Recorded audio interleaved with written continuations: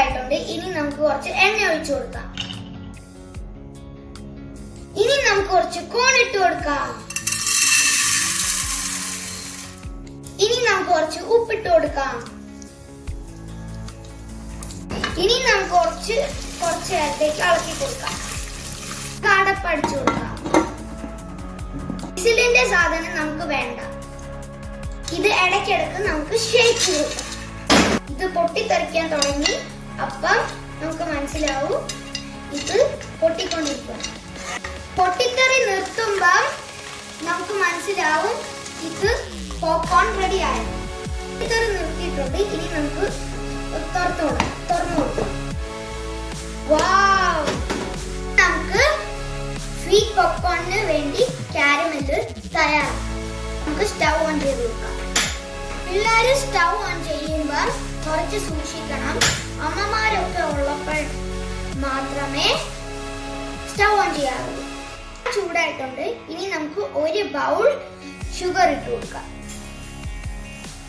ചെറിയ തീയിലേ ഇടാമുള്ളൂ, അല്ലെങ്കിൽ ഷുഗർ കരിഞ്ഞു പോകും.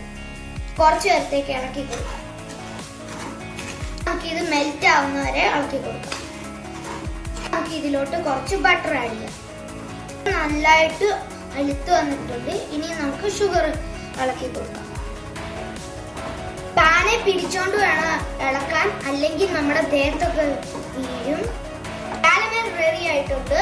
ഗോൾഡനിഷ് കളർ ആവുമ്പോൾ നമുക്ക് മനസ്സിലാവും കാരമൽ റെഡി ആയിട്ടുണ്ട്. നമ്മുടെ പോപ്കോൺ കാരമലിലോട്ട് ആഡ് ചെയ്ത് കൊടുക്കാം. സ്വീറ്റ് പോപ്കോൺ റെഡി ആയിട്ടുണ്ട്. ഇനി നമുക്കിത് ബൗളിലോട്ട് ആക്കിയിട്ട് ഇത് പീസ് ആക്കി കൊടുക്കാം. നോർമൽ പോപ്കോൺ കൂടി ബാക്കി വന്നിട്ടുണ്ടായിരുന്നു. ഇനി നമുക്ക് അത് വെച്ചിട്ട് കുറച്ച് സ്പൈസി പോപ്കോൺ ആദ്യം നമുക്ക് കുറച്ച് ഓയിൽ ആഡ് ചെയ്ത് കൊടുക്കാം. കുറച്ച് സോയ സോസ് ആഡ് ചെയ്ത് കൊടുക്കാം. നമുക്ക് കുറച്ച് ഹോട്ട് സോസ് ഒഴിച്ചു കൊടുക്കാം. ഇനിയും കുറച്ച് ചില്ലി പൗഡർ ആണ്. കുറച്ച് നോർമൽ സോസും കൂടി ആഡ് ചെയ്ത് നല്ലതായിട്ടൊന്ന് ഇളക്കി കൊടുക്കാം. ഇളക്കി കൊടുത്ത് കഴിഞ്ഞിട്ട് നമുക്ക് പോപ്കോൺ ഇത് നല്ലതായിട്ടൊന്ന് ഇളക്കി കൊടുക്കാം.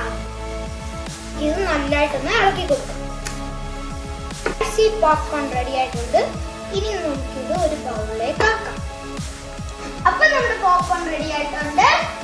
എല്ലാവർക്കും ഇഷ്ടപ്പെട്ടെങ്കിൽ സബ്സ്ക്രൈബ് ചെയ്യുക, നോട്ടിഫിക്കേഷൻ